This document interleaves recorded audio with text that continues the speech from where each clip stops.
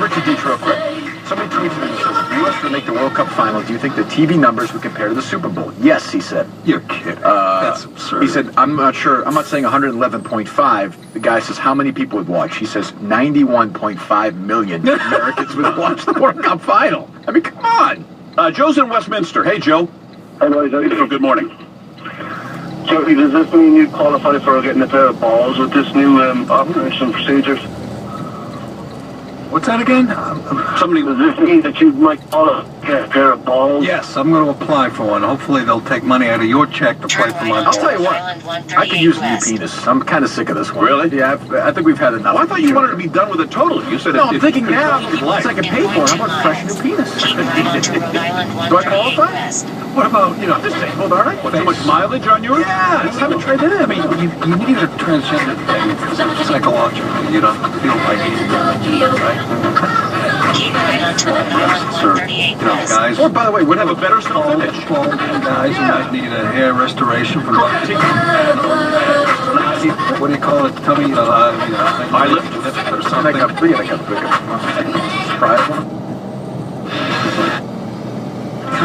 Advising that people should check their online search results because search results define you or your business.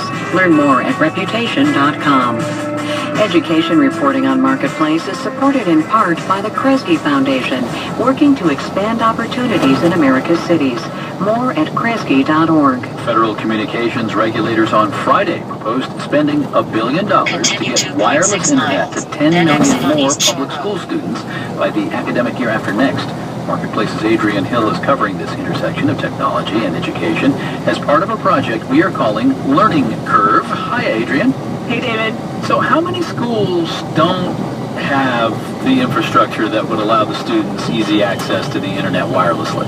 You know, today around the country, only about 40% of K-12 schools have the wireless connections that would allow every kid to be on their own device. And it turns out that's actually a big deal as more and more schools are thinking about adding technology to their curriculum. They want to be able to have every kid on a tablet or on a Chromebook. So now, federal regulators, the FCC, want to do something about it. What are they going to do?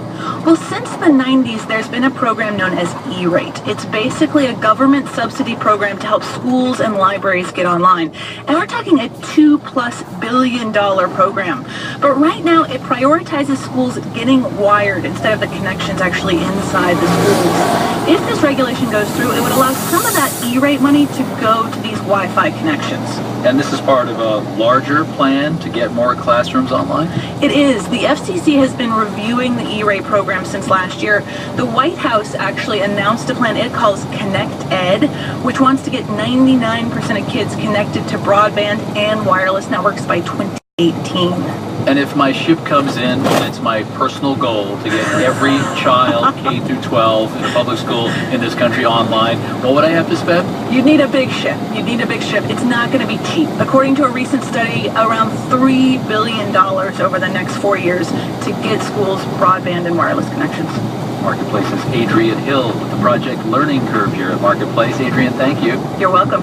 And two published reports today suggest that the investment bank BNP Paribas, based in France, might pay about $8 billion to settle with U.S. authorities for allegedly hiding transactions that violated American economic sanctions overseas.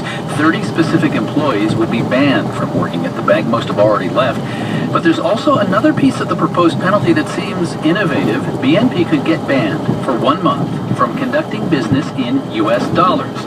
Not sure if that means they'd have to try to pay the light bill in their New York offices with euros or renminbi, but we'll wait and see how they handle that. From Los Angeles today, I'm David Brancaccio with the Marketplace Morning Report. From APM, American Public Media.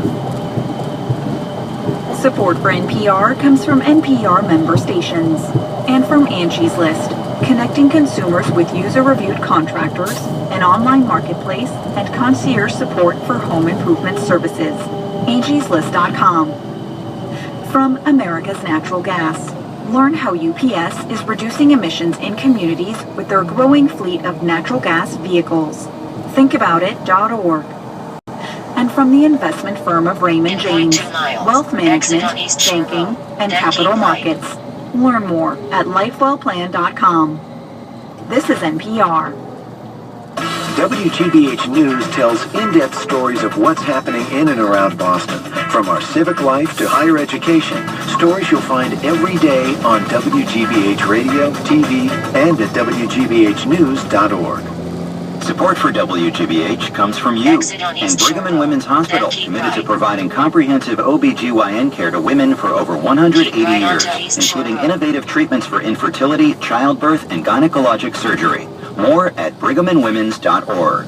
And Freedom Summer from WGBH's American Experience. Relive 1964's dramatic struggle for equality in Mississippi. Watch American Experience, Freedom Summer, Tuesday at 9 on WGBH. Public Radio from Boston for New England. I'm Beth Zwick from Watertown, Massachusetts, and you and I are listening to 89.7 WGBH Boston, online at WGBHnews.org. Boston Public Radio. Secretary of State John Kerry is in Baghdad on an unannounced visit to lean on the Iraqi Prime Minister to reach out to Sunni and Kurdish communities. Turn left on Connecticut Avenue. Good morning. It's Monday, June 23rd, 2014. I'm Marilyn Scherer in for Bob